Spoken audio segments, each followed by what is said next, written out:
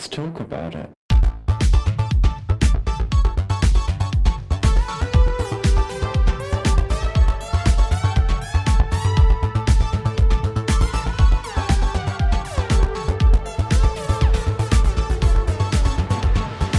Hello and welcome back to Thicc Radio, the podcast where we talk about gaining, feedism, and everything in their orbit. I'm James.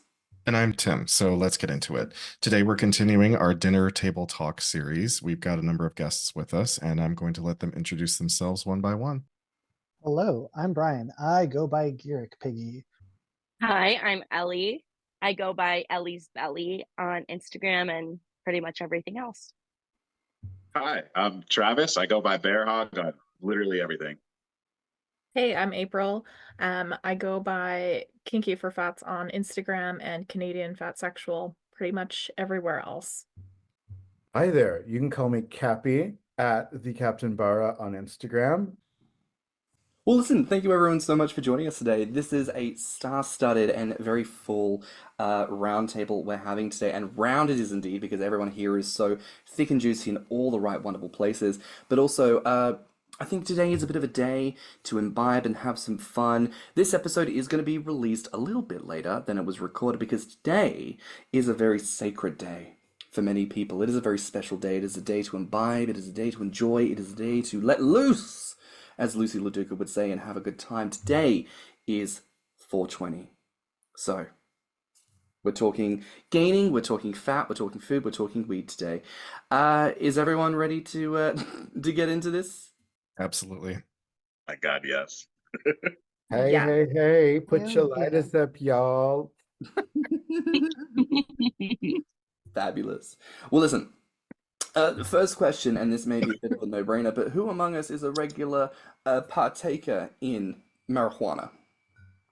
His Love eye. Oh yeah. I was Oh, about to say, yeah. obviously we record on Zoom, people know that by now. I love that at first everyone just put up their hands and no.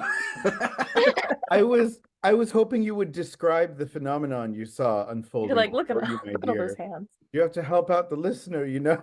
I mean, it was quite literally like, you know, and the hand, when you spread it, it's kind of like a marijuana leaf, like, because it's all, like, it's the five fringes, it's all spread, you know, very that.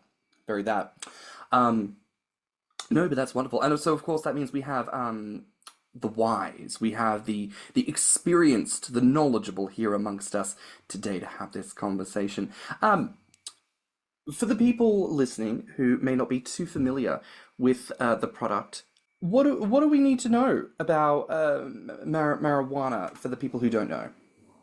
I think there's still a very like negative perception around marijuana, which is funny to me when people do so many other risky things in their lives, and marijuana can be such a medicine and such a way to let loose for so many people, and it's just such a big spectrum from recreation to like truly medicine. Also relevant helping with appetites for a lot of people as well. I'm sure a lot of people can relate to that. I was just going to say that I can be the first to vouch for that, obviously. The one thing that I always tell people, it's not for everyone, and that's okay. And there's so many different ways to partake that smoking may not necessarily be good for you, but munchies, getting those edibles in is another way. So I'm still kind of an amateur at this because I'm making up for lost time. Like, I know that I'm probably the oldest person in the chat again, but like back in the day, you know, you had to know somebody to get a hold of it. It's not like it was just readily available at a gas station. Like, and if you, you know, when you're in high school, there's no high schoolers that are dealing weed. Now their older brothers or older sisters might be doing it. And that's how we had to get a hold of it. And the couple of times in high school that I did it, I didn't end up liking it because I had no idea what the fuck was going on. The cut to, you know, now I'm in my 40s and I'm like avidly using it because I'm like, God, I just missed out on so much fun over my teenage years, my 20s, my 30s. I think it's something that it's like when you first start using it, you don't know the right amount, so you're just like smoking into oblivion. But as time has gone on, and I haven't really stopped, like maybe in little increments, but like I know what goes well with my body. Like I have a headache. Okay, I'm going to smoke a little bit of this, or maybe I'm going to eat an edible because of how I feel. Like the more I've gotten to know it, I mean, I feel like no matter what, I can find it right at my level. And it's not for everyone, but for me, like, I might not need to go out and get a drink because I'd rather just like hit a pen and I'm good and I'll sip on some lemonade. Yeah, yeah, that's so true. I've heard people say, don't you spend a lot of money on weed? And I'm like, well, I do choose to spend some money on weed, but like, I feel like you can have a few puffs and, it compared to, I don't know where you guys are if the alcohol's that expensive, but going out for a single drink where I live is like $15-16 Canadian. So like, I mean, in comparison, I can get a lot more joy out of weed for the same That's very money or true. less. Yeah. It's And I don't know definitely if you guys experienced this, but like since I started partaking in marijuana, I have no desire to drink whatsoever. Like I don't miss the taste of alcohol. I don't Mhm. miss drinking it. Like occasionally I'll still have a beer or a mixed drink if I'm out with company, but like I don't want to drink anymore. Like it's just I guess it's just not my drug of choice any longer. Mhm. But to answer your initial question, James, what is weed? What is the product? Weed's a flower from a plant that has been conspired against, lied about, legislated against. And it sucks because it's such a wonderful thing that humans have brought along with them along the course of humanity. It's an ancient plant. It's a plant that's appeared in many cultures, both as plant medicine and as a means of like connecting with the spiritual as well. And it's unfortunate that we still have to keep fighting this fight for what we know is really not a crime in any true sense of the word. I appreciate all that perspective. I mean, I'm someone who, when I do get the chance to, I really enjoy it. But for me in my everyday life, I find I still have those hesitations, those ridiculous tendrils of what if people judge me? What do I think of myself if I partake in a more regular basis, And who knows what the future holds for me in that regard. I think if plans to move to America end up happening, Tim, you're really gonna need to have to hold this shit together because if I get my hands on weed and I start on that journey, I think I think it's a wrap, you know. So You're so gonna have the most heady conversations. It'll just be you and I in the local head shop as opposed to the local sex shop when you were helping me buy poppers. that's true. I have never seen a man on a mission quite like Tim in need of poppers, and I have never seen someone so furtively scouring the physical dimensions of a space looking for an item quite like you hunting down poppers. I think. I knew what I wanted. I said, give me the pig sweat. So I know that there's things like there's indica and there's questions of like things that are like a little bit more up or down or hallucinogenic. I know that there are those like elements to weed and whatnot. So for all of y'all, what is your preferred? Would you call it a flower or type? In my brain, it's like Pokemon. Like, what's your favorite like type of Pokemon? Like, what's your favorite that? And what is your favorite way of ingesting it? If that is by Strain. It's called strain. strain. Yeah, I know that. What's your favorite strain? And what is your favorite way of ingesting said strain? I definitely want to go first. So I don't know about strain because now things have become so like insane from even when I was a kid when there was like weed. Now there's like everything. So like it's hard to be like, yeah, I like this one kind of weed when there's like 8 other varieties that are like the same but similar but different. So if I had to seriously put a name on any of them, I'd say mimosa. I think it was the one that I could like personally remember the most. It made me like the most high, maybe the most hungry, maybe the most enjoyable. Like I really purely love it. And it's like it's one of those things that like I live in Texas, so our weed laws are, as you can imagine, the shittiest. So um it's hard to just be like, yeah, hey guy, I want to get some mimosa again. So like for me, it was like a one-time thing, and I was like, wow, this is the best weed ever. And the guy was like, oh, sorry, and I'm like, oh, well, I guess that was it. I'll never ever get it again. But like, I saw you guys react, so I'm like, it's out there again somewhere. Somebody else has it, obviously. Like so. um,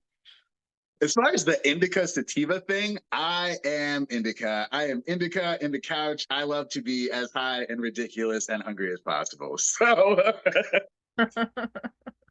Same. It's the same thing, indica for me. Because I just love the munchies it gives me and the total body feeling that I get from it. For me, I have so many strains I like. I used to keep a journal of all of the strains I would try, how they made me feel, and what like the websites and stuff would say it's supposed to give you to see if they match up. Mm-hmm. So favorite has to be papaya cake. That, oh my God, I have never had such a ravenous hunger as when I smoked papaya cake. And it had arousal effects. And oh my God, ate so much, best sex I've had. As for ingesting it, it's either concentrate or I like the flour, or I make my own butter to make my own food. And for my butters, I use like 7 strains that all cause hunger. I need So, to learn how to do that. so Me one of them too. is going to make you hungry. But here's a question I have because people have told me about, making weed butter. And I'm like, well, and I'm thinking of other things that butter goes in. And then someone was like, no, like you can just spread it on toast and eat it that way. I'm like, that must be disgusting. Like the skunky taste of the weed and the butter. Some people like the taste of like the skunkiness. Yeah. Ugh. I like it. It's almost like when you make a butter, like it's almost like a nutty taste. Like Mm-hmm. it's very good. Okay. I think I'd rather stick to peanut butter than that kind of butter. I love how How James. about I want that butter and then I want James to make me his butter chicken and then use that in there along with an abundance of cream. Can you imagine if we made a meal like that? I Go. was just going to say, did you see how James's eyes lit up like immediately when you mentioned butter? Butter. I also use Kerrygold. Oh, absolutely. Okay. What is Ellie, It's that? like the best of the best. Like it's very good butter. It's Irish. Oh, oh, yes, yes, yes. I know the one. We call that Kerrygold where I'm from. Cherry gold? That brand of butter. Ellie, what about you, babe? What is your favorite strain and way to ingest? I would definitely say I like smoking flower. Like that's my favorite way. I like the way it tastes. I love opening a new strain and smelling it. I love seeing all the crystals. Like I'm a dork for it. So that's definitely my favorite way, but I do like edibles now that they're more and more available. I had throat surgery in December, and so I was eating tons of edibles just to not mess with my throat. And I mean, they're great. I like the way how that kind of high of a gummy or an edible, like it enters your system differently. Like it like over time, I just kind of feel floaty and just I love that versus like an instant kind of high. But my favorite strain, um, that's hard, but I'll have to come back to it what it's called. I can't think of it, but whenever I have it, it's just like the perfect I think it's a hybrid, but like it gives me that perfect high where like I don't know if you've ever experienced this, but something I like about smoking weed is like I'll feel one way about something and like be really upset. Come home from work and you're like, oh my gosh, I feel this way. And then I'll smoke and I'll be like, but maybe it's not that serious. Like maybe I shouldn't send that email. It's like my rationalization sometimes. So yeah, I'll try any. Hybrid though is probably my way to go. yeah, I like a hybrid, like a sativa dominant hybrid. What were you gonna say? I was just gonna say, do y'all ever find it crazy that like, just maybe 30 years ago, like this was relegated to basements with people who had like sun lamps, who had to do this shit all kind of covert, and now there are people who go to school to learn how to crossbreed these strains to create whole new strains. Like you can get a PhD in botany to do this shit. And I'm like, what the fuck? I was gonna say, like, before it was legal in Canada, if you asked someone what strain you were getting, they would like laugh at you and be like, weed is weed. At least that was my experience, like before it was legal. And then once it became legal, all of a sudden it was like, oh, do you like sativa? Do you like indica? Do you like a hybrid? And it just like, it's crazy in Canada. Like we have these things, which I will say I prefer smoking flower when I can do it outdoors. These are dangerously convenient, but there's like 200 flavors. Like, I don't, it's probably like this in other legal places, but like, it's just insane. It is very convenient, I will say that, for indoor use. I will say, like, when I first started smoking, I would just get whatever I could.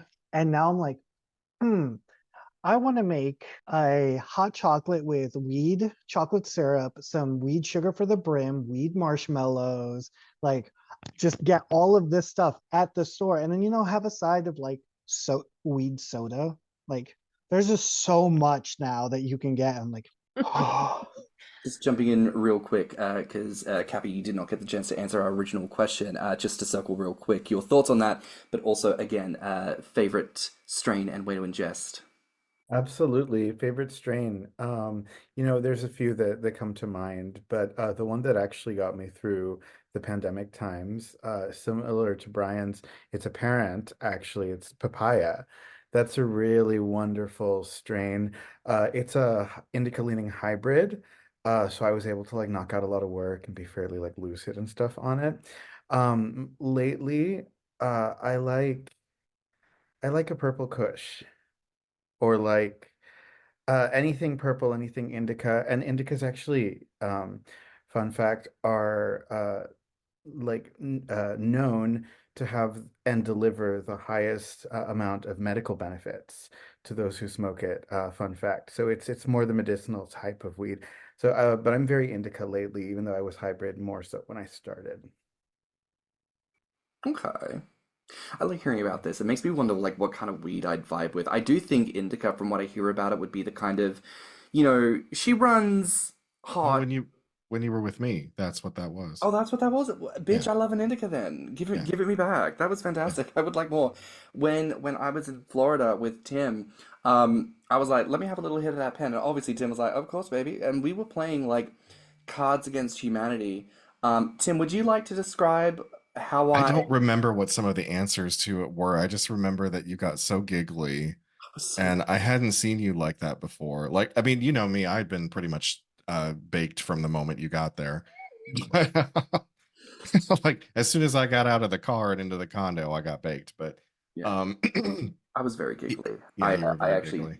couldn't stop myself. It would be something really innocuous, like uh like my partner might have been like, "Oh, hey, can you pass the biscuits?" I'd have been like, "Can I pass the biscuits?" Oh, And but then you just also, I'm sorry to interrupt, but I'm remembering too, you also partook when we watched Batman the movie, the 1960s one. oh yes, And you were like, what the fuck is going on? I'm like, I have no idea. Just watch. some days you just can't get rid of the bomb. And I was like, I don't know if I was making that up or if that was just this Adam West situation. It was wild. But no, I think I like an indica, and I like an opportunity just to inhale direct.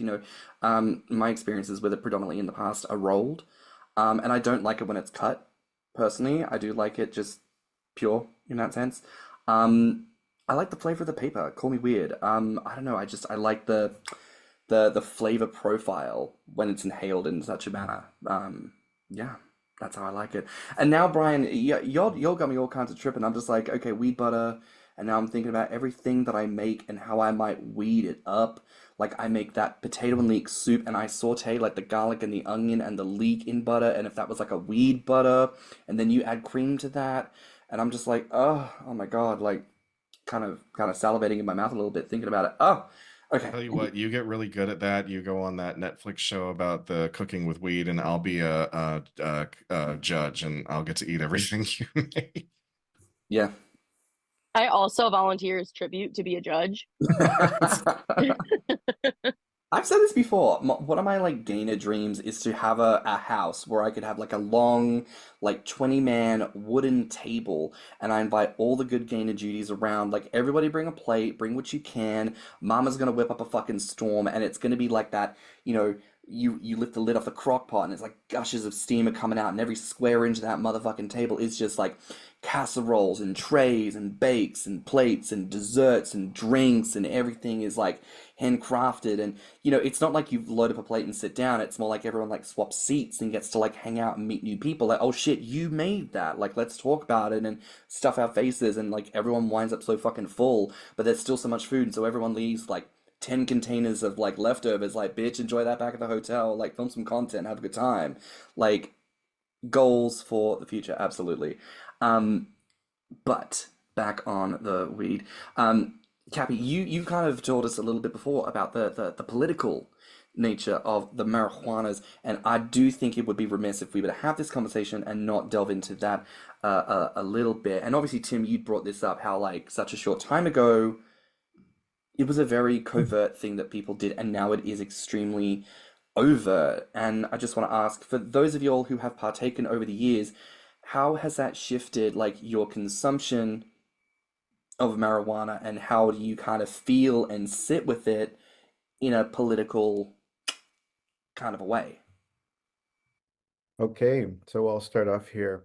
Well, in the United States, at least, it was the Nixon administration which scheduled marijuana as a Schedule 1 drug, making it a felony, Tim, correct me if Yeah, I'm wrong, felony. to possess or ingest at all. And speaking of which, there's a lot of like racism that occurs with policing with regard to weed as a result of that legislation. Individuals who are Black and brown are disproportionately targeted for possession of weed. And, if a state government doesn't get you somewhere, a federal government will definitely try to get you somewhere. And so it's important to be aware of this sort of struggle that has come with weed and its legalization or lack thereof. I actually started smoking up in Canada right around legalization, because I wouldn't have reason to fear for A, getting deported as an international student, but B, also I wouldn't have to fear about getting arrested and having it ruin my life over a plant. Yeah. That was continued on by Reagan's war on drugs. That was the abject failure. And something else that, I mean, I suppose it's kind of relevant, but another thing that I always found funny as an abject failure is, I don't know if any of you guys had to go through this, but when I was a kid in grade school, we had the DARE program, which was the drug awareness resistance education shit. We And did that. oh, you had that? Yeah, it Yeah. was so fucking stupid. And then, it's like you get your little certificate and your parents are so proud of you that you're going to be drug free while they're toking it up in the bathroom. Like, come Like, on. it's so funny because we all had to take that. It did nothing to reduce drug use. What's that common point that like it gets said every time, but it bears repeating? It's like, I was always warned as a teenager, like, stay away from the people who are offering you free drugs. Motherfucker, in this economy, who has free drugs? Like, who has got the kind of expenditure where they are just handing shit out like candy to the like, Here's some got crack, here's some cocaine, here's some heroin. ain't none of that going on, baby. That said, if you happen to live somewhere where it's legal, weed is an excellent gift for someone you actually care about. It's true. Is there any other aspect of like that political nature? Like, I mean, tried to bring you here because obviously you are a gorgeously melanated man. Like, is that an element for you that you have to consider when it comes to where you purchase, how you imbibe? Like, is that something you find that you're still having to consider? I don't know. I feel like I've always had a really weird experience with weed. Okay, so like this is, again, no judgment. I grew up in Vermont, so the first time I smoked weed, I was 12. And I was like the last of my friends to smoke weed, if that tells you anything. So like, but I didn't really like, I smoked at 12. We had like a really good time that night. And then I didn't really start smoking until I was like 16. I don't think I ever really, I mean, it was Vermont. Like, again, like talking about handing out drugs, like weed is the easiest thing to find in the universe in Vermont. But like, so it was never, I guess the search was never like a struggle for me. I think it was like when I turned 18 and started like traveling the country was when I was like, how do I find this? Like, who do I ask for this? And I think that's where like the racially charged thing comes in, because I'm like, other Black people. Of course, other Black people have drugs. Because I'm like, okay, like, again, I grew up in Vermont where everyone is white. So, like, my perception of Black people was like the 3 that I knew and like the stuff I've seen on TV. So I'm like, hey, other Black people. But like, you know, like you grow up and you become an adult, and it just, I like you as a stoner, I feel like there is a culture, and it becomes easier to like figure out who to communicate with, and like on like an underground level, I guess, because like, I mean, it's been legal in Vermont for like years and years and years, but again, now I live in Texas and it's not legal here. And it's like, I guess my first experience trying to find weed here was like, I mean, I was one of my neighbors, to be honest with you, because they were smoking, and I didn't catch them at first. Like, I saw them smoking a blunt, and then they like walked inside, and I was like, well, shit, it's gonna be weird if I just like knock on their door, hey guys. So like, you know, I waited. There was like 3 more days, and I happened to see them outside, so I like run down real quick, and I'm, you know, like casually like, hey, what's going on, man? Like, I see you're smoking some marijuana. I'd love to get some, you know, like. So, he actually is still one of my dealers, to be honest with you, but so from there, it just kind of like led more out. I think as things became like more developed, honestly, over the years, like I got added to like groups on Telegram for like Austin weed dealers and stuff like that, and like hit groups in San Antonio for the same thing. It's just like, it's so like centralized now that it's just like people are like, these are the people that sell it. Here's what you're looking for. Like, here's the link. So Fabulous. Love that. I mean, April, speaking of Canada, like, again, like, how is that kind of experience being up north? It's definitely night and day between when it was illegal versus legal. That being said, even when it was illegal, it was never like like especially as like a white person, I would not be hauled to jail and fined. It would probably be like the cops like take your weed away. A lot of friends had it curb stomped by the cops, which I thought was really random. Like, I'm gonna curb stomp your weed. Like, okay, that happened a lot before it was legal, and then now that it's legal, like I guess before it was legal, you know, if I want to like smoke before a show, we would like walk like a good 100 meters away from the theater into bushes, smoke a joint or pipes under cover, and then try to like air out before going in the movie theater. And now it's very much like you smoke a joint in the parking lot, like, or like you know, you hit your vape in the parking lot, like you don't have to hide. It's pretty much legal to smoke wherever you can smoke cigarettes, which has been contested. A lot of people actually are like, "Oh my God, I don't like that."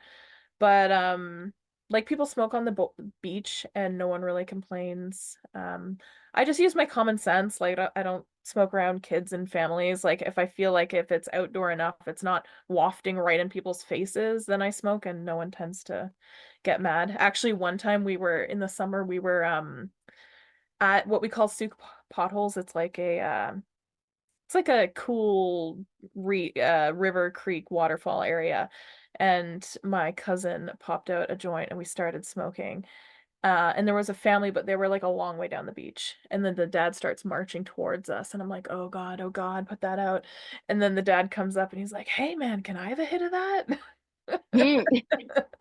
We're like, yeah, sure. Like mom's driving, go for it. It was amazing. I've kind of been in trouble for it before. Like, so when I was in college, my sophomore year of college, I was dating someone who lived in the dorms, and I had been there, and I had one of those like wallets that zipped open and closed, like a clutch, like it had something so I could put it on my wrist. And in like the common area, I left it there like overnight. You know, we went to sleep. I accidentally left it out there, so it had a chillum in it, just a tiny, like probably like, you know, 5 inches. It's very small. I had like a little chillum in there, along with like all my debit cards and my my ID. I had like a piece of jewelry in there, so I wanted to get it back. Anyway, I wake up with like a call from like the uh my college's like resource officer saying, "Oh, we have your coach wristlet. If you want to come pick it up." And I'm like, "Oh my gosh, if I go to claim this, I'm gonna get in huge trouble." But like they kind of hounded me down over time, and then when it finally like they finally talked to me, I was like, I'm not good in the crisis either. I was um I was like, oh my gosh, I lost that clutch at a party. What was in there? She's like, are you aware there's paraphernalia in this? I'm like, paraphernalia? What? No. So I didn't end up getting in trouble with the police, but I got in trouble with my university at the time. So I had to take marijuana 101 and like pay a fine. And I almost got kicked out of my sorority I was in at the time, which was interesting because a girl the same age as me, we had to go to like our chapter meeting, and we got in trouble. We had to talk to like the higher up people who are in charge, like the president and some adults. Anyway, one of my friends went in before me and she was my age. She's like, oh man, I got my third drinking ticket. Me, on the other hand, didn't have anything like that. I go in and I'm like, I have this tiny little thing, which I didn't end up even getting a ticket with the police for. And I almost got kicked out. And I'm like, damn, that's how they view it. Like, even this, like, she was on her third underage drinking ticket. I had this happen, but it wasn't even trouble with the police. And like, I was like, that's such a bad person. After that, I was like, I felt like I was viewed differently with some of my friends. And I didn't like that. So anyway, like that, nothing's on my record or anything like that. But like, I told my sister when she went to school, like, don't smoke in the dorms. You will get caught. So it's nice to being an adult and like being able to do it on my own now, but it was scary. For me, like, it's weird because I avoided it up until I got to college because I was like, I don't want to get in trouble, even though I was like, I really want to fucking do this. And like everyone I knew smoked, but I just never got offered and never asked. So when I started smoking was right before it became legal in Washington. So I was already on a campus that was full of hippies, and then it became legal. And so I could just get it wherever I wanted, which I did for a while. The most recent thing that happened was because it's legal here, the airports don't care. So I just threw it in my bag. And we were going to Puerto Rico, and I just remember someone telling me like, oh shit, like make sure you don't bring it because apparently it's terrible there and they'll look for it even when you're leaving. And I freaked out, threw it out, and I just remember somebody else having it and be like, oh shit, at the airport because I was like, I don't want to fucking nope. I mean, as someone who I've dated people who've been active partakers in it, and growing up bogan in Australia means that bongs are usually either made out of PVC piping or out of like fruit. So like that's just always my experience of consumption growing up.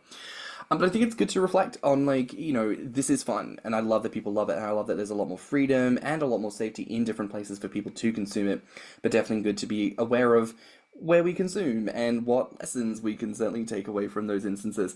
I feel like now is the time, now is the hour, now is our power to ask the true and honest question that everyone is dying to know. For y'all, has marijuana assisted in the weight gain process? Yay or nay? Please speak. I'm gonna start on this one. Yeah. Actually, interestingly enough, a 420, gosh, I think I want to say it was 2018. 420 was actually when I realized that I wanted to start like bulking up and getting bigger.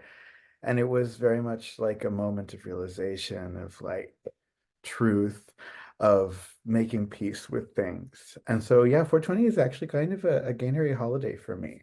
And since then, I've doubled my weight from my lowest adult weight. For me, it definitely works. It has been a journey, though, I will say, to find what works for me because I've had some strains that were so strong that I just end up with vertigo and I lose my appetite.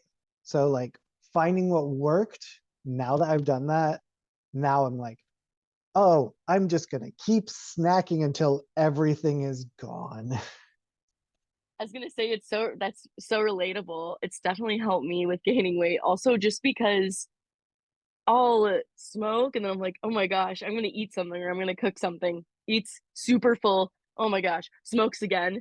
the cycle just continues until like you've just eaten like 3 full-blown meals. And then you smoke again, you're like, but no, I want dessert. So it's definitely has a snowball effect for me. I mean, April, not to put you on blast here, and I know we've asked you to recant this every episode you've done so far, but I believe consumption has had an effect on a very special person in your life. If you feel comfortable sharing here on this recording. Oh yes. You know what I was gonna say though, that's funny is my partner does not partake as much because he finds it doesn't increase his appetite, yet he still managed to gain much weight without it, just with encouragement. Um, but yeah, which comes into the conversation of it doesn't help every gainer. It doesn't help everyone trying to gain. And that's funny, I'm the opposite. I'm like not um I'm not interested in intentionally gaining myself, but I have gained weight and I'm like, sometimes it's probably the munchies. And also just food's amazing when you're high, so why not? I think it's also healing with my relationship with food as a like tiny tangent. Like when I was much younger, like over a decade ago, I used to have eating disorder symptoms, and I notice smoking weed does quiet the negative thoughts in my head, quiets those negative societal thought patterns that are so hard to unentrench. It's helping. Unfortunately, I also have kind of a psychological block against gaining that I haven't quite worked out yet. It's just like my will and desire are there, and yet somehow I'm still like being too lethargic to like really commit to it. And it's not, I mean, I'm committed to putting on more weight, but the commitment to the eating consistently has been difficult for me because I've just always had that problem. From a teenager, I've had that problem.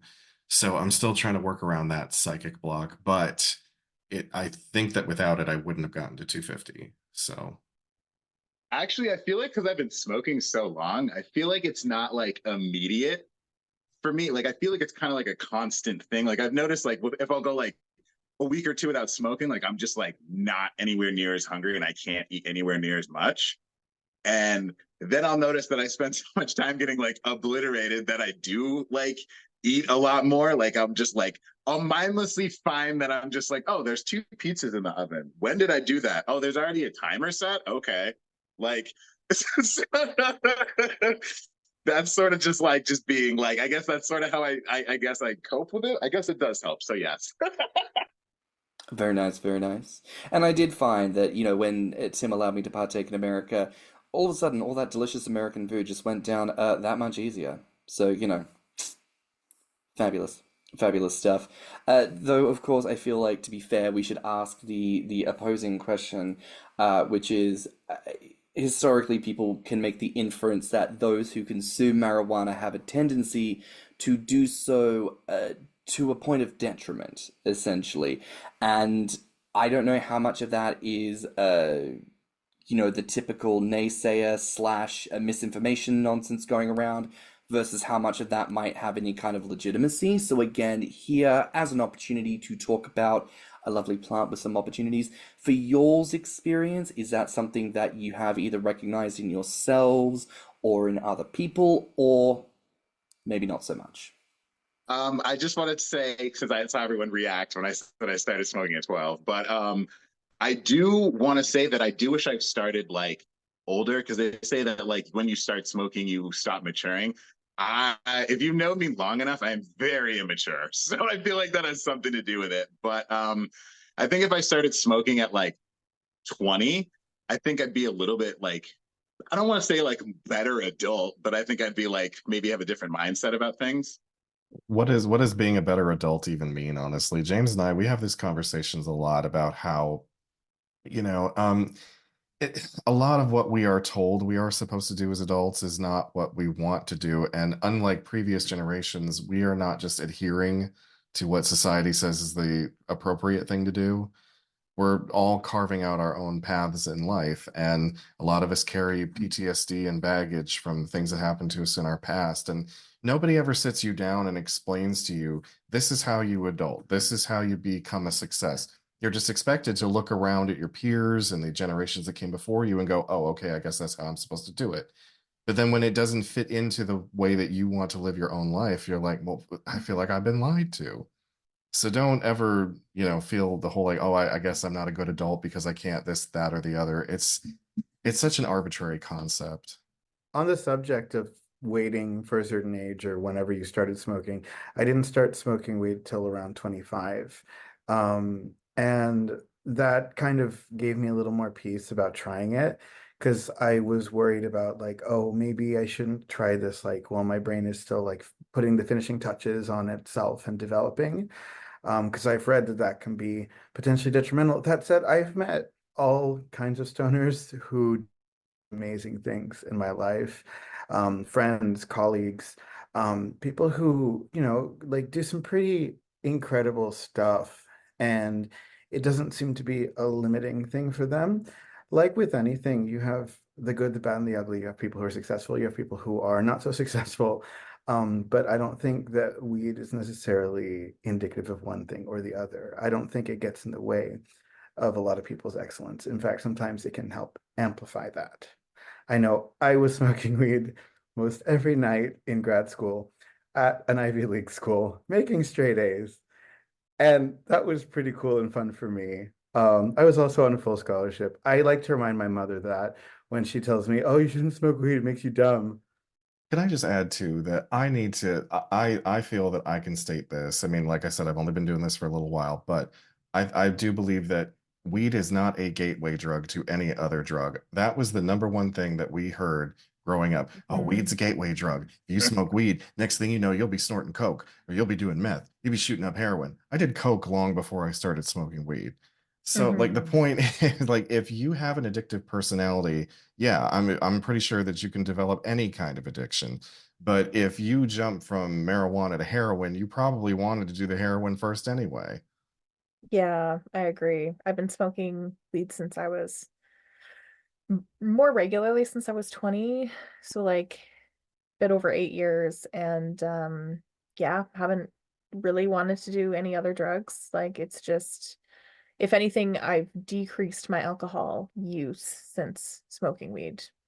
And like to other people's points, like I do have a lot of really sharp coworkers, like extremely intelligent coworkers in the healthcare field that maybe they might have slowed down their weed use, but like they smoked when they were like 15, 16, 17, and they still managed to not destroy their brains like the DARE program said they would. So they're doing okay. I mean, it's sure we can say in an ideal world, you don't start until you're 25, but the reality is like life's rough. People are going to experiment with things. Got to have some grace in this, grace for ourselves in this world with so many issues. I'm pretty sure they've done studies too that things like caffeine and sugar are more addictive than this. So I find it's very habitual, but when I did go cold turkey when I went overseas to Asia where I could not consume, I didn't have any like significant physical symptoms. I was just like, oh, I wish I had some weed. And then I got distracted by delicious sushi, so it was okay.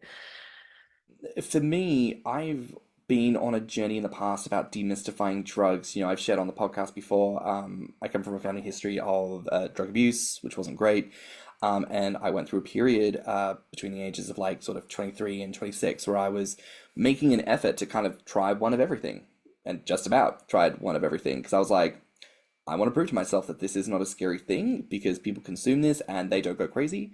And I think there is probably some kind of systemic healing that many of us need to do when it comes to drugs, which, when we talk about gaining, probably ties into our fear around fat that more people need to delineate and recover from. A lot of people, when they first consider the idea of gaining weight, say something along the lines of, I want to, but I'm terrified of dying, basically.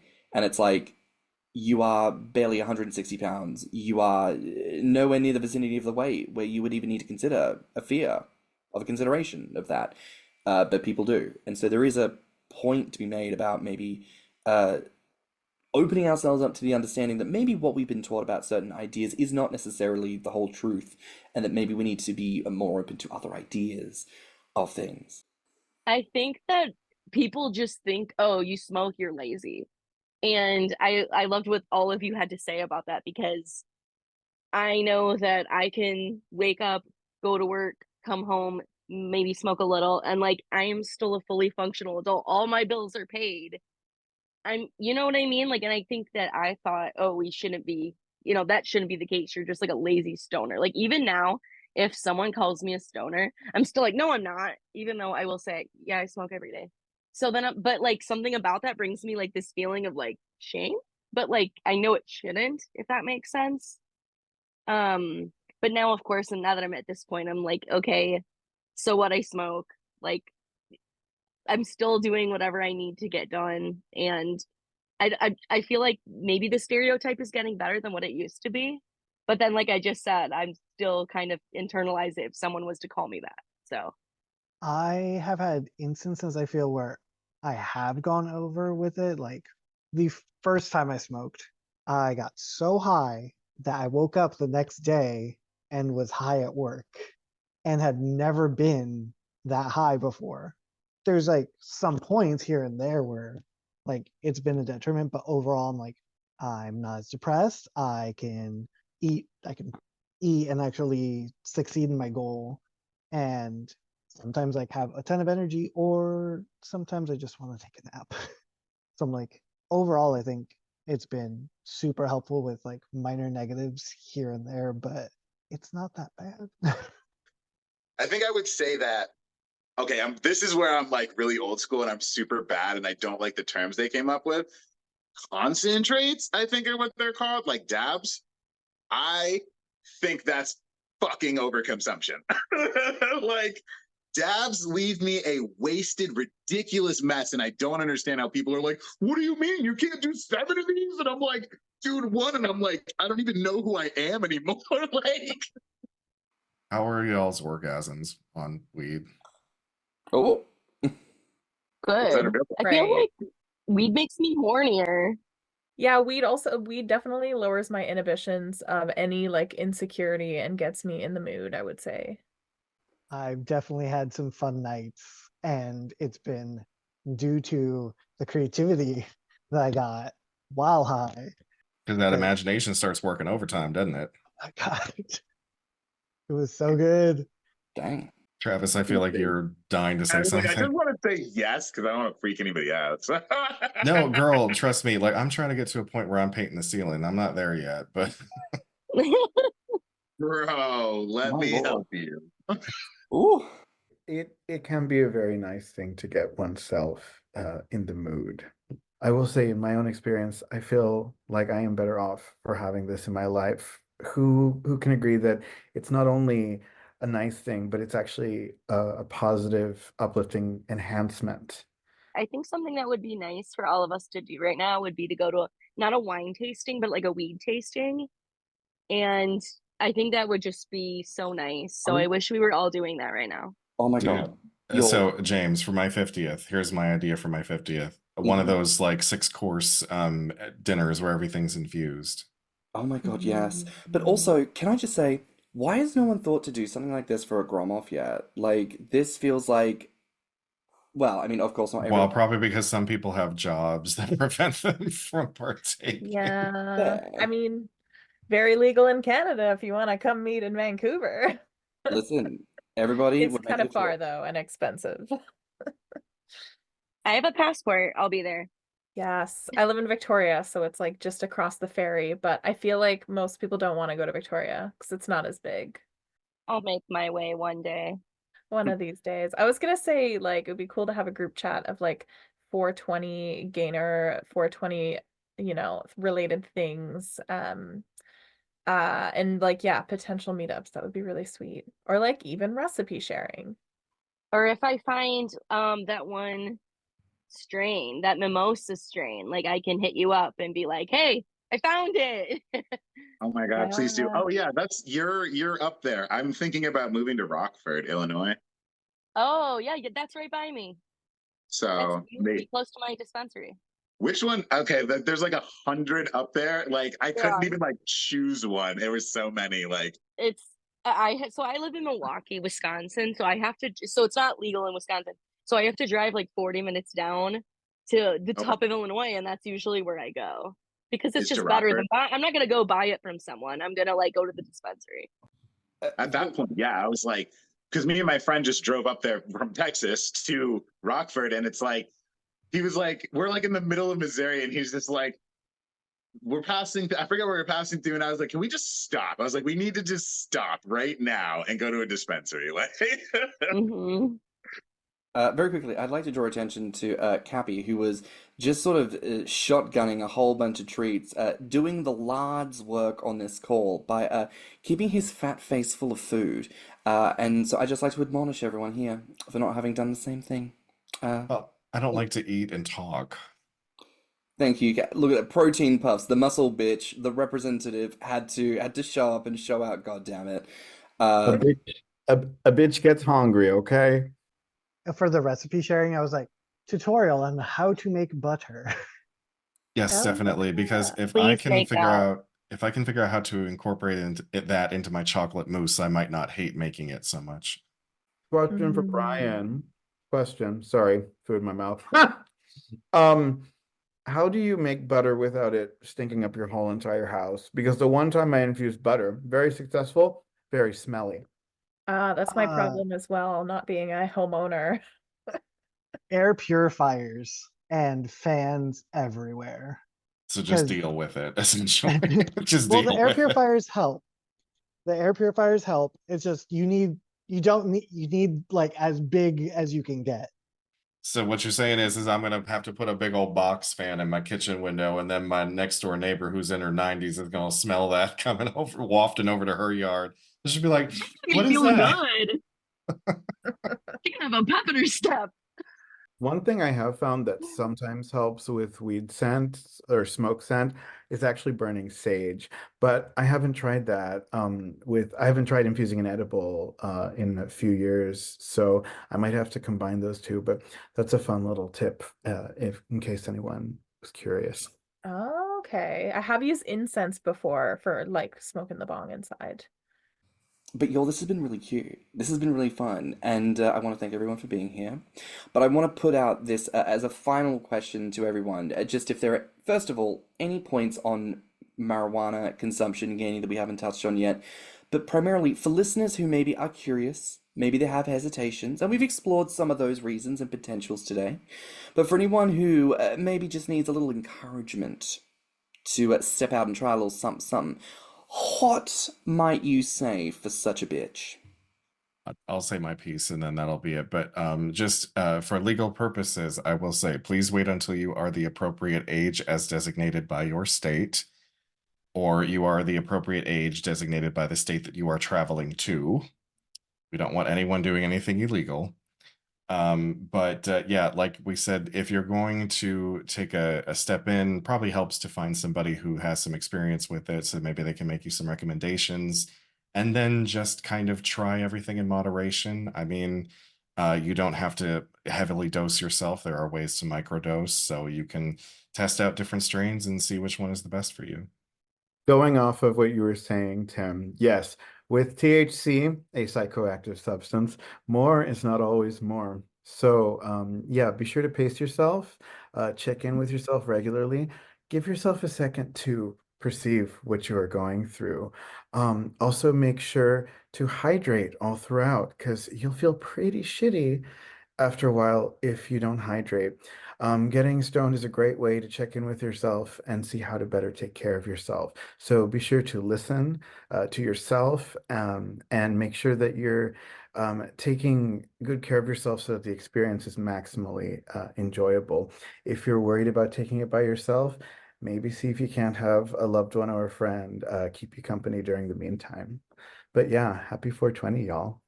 Going off of that, I would say tolerance varies wildly with weed. And by that, I mean, you can have a palliative patient or just a heavy user that could take 200 or 300 milligram edibles and need that, whereas a starting user should, I don't want to say should, but like someone starting out with an edible might want to take 2 or 3 milligrams, 5 milligrams, tell them 10 milligrams, but not more. So yeah, like you start start low, go slow, maybe be careful with the pens because they can be more concentrated than flour. Start with a puff of flour as a starter, I would always say. I'd also say that don't be afraid to talk to the people inside of, like, if you are close to a dispensary, ask them. Say, like, this is what if you've tried anything, be like, I've kind of tried this. I'm worried about this. Because those people are like such a wealth of information.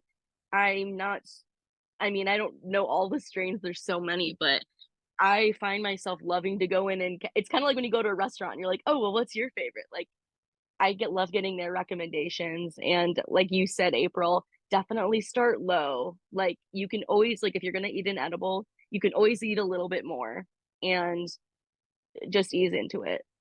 One thing that helped me was waiting until I was ready to try it and like was in the right headspace for it. Because if you're gonna try it and you have a lot of hesitation and negativity with it, you tend to gear in that direction. Especially for your first time, if it's negative, you're gonna have a negative view on it, and then you won't have fun with it. So definitely get yourself in the right headspace and be in a positive mood when you try it for the first time, because it'll make a world of difference until you're more accustomed to it. I really like that. It's almost like set yourself up for success. Like, have your favorite drink, maybe have a coloring book or play a favorite game you want to play or something, and start small and like just try to be in a positive mind space. Yeah, but I think if you kind of make yourself cozy, then you can have a more comfortable experience. I like the idea that you said, Capy, of like having a friend with you, like, like a buddy to just look out, and like if you're starting to feel anxious, they can be like, hey, no, we're all good. Like, let's put on that new album that you love. Yeah, I would have to agree with Brian. Honestly, again, put yourself in the right headspace. To all legalities, yes. Infomercial, start at whatever age it's legal in whatever state you're in and whatever age you're supposed to be. And I think weed's come so far that it's just like people are able to do that too. Like, you're able to put yourself in that space. You're able to be like, this is what I like. I'm going to try this gummy edible today, and then I'm gonna sit here and listen to this whole album and just cry. You know what I mean? Like, you're just able to do that now, and I love that that's what weed has evolved into. Instead of being like, hey guys, this is weed, let's huddle under the bleachers, you be lookout, like. So I love that it's become more comfortable. So I guess that my advice would just be enjoy and accept that like the world is giving you something to experience in a way better way, and like take that, like run with it. I feel like my only point here would really be to realize, kind of similarly to what we've been saying tonight about how like gaming and weed consumption have that similar thing of the world has notions it wants to propagate about people who are and people who partake, and they're not necessarily true. We all need to do a little bit of work to unpack that, but also to recognize that if it brings you joy and that's kind of the end of the story, then that kind of is all there is to it. Sometimes we can stress and be like, but what about, and we're creating these stresses that don't exist, aren't a factor, and we're just working ourselves up into a lather for truly no good reason.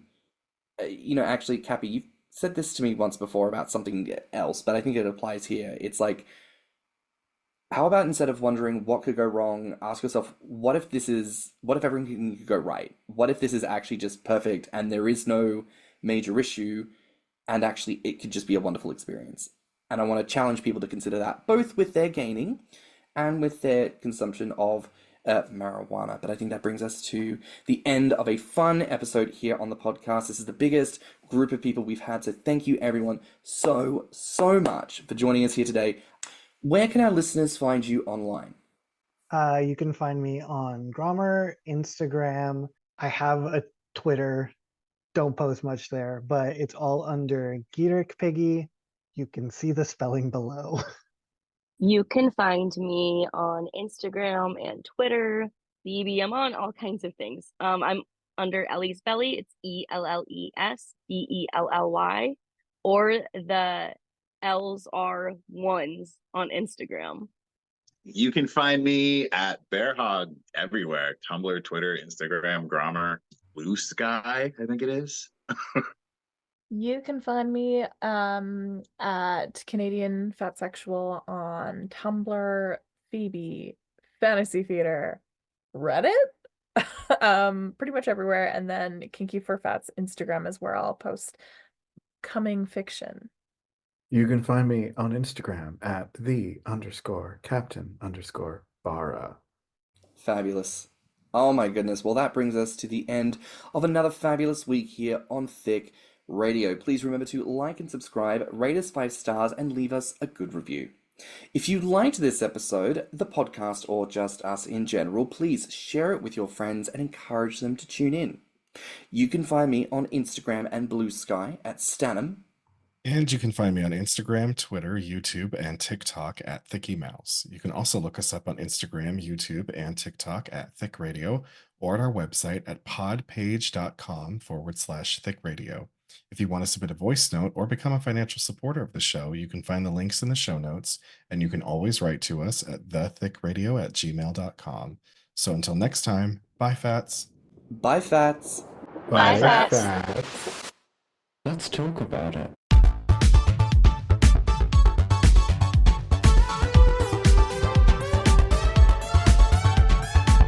Thicc Radio is a Patreon and Enter app podcast produced by Stannnum and Thiccy Mouse. Mixed and mastered by Stannnum. Our artwork is provided by Logitu. Our theme song is provided by Spotify.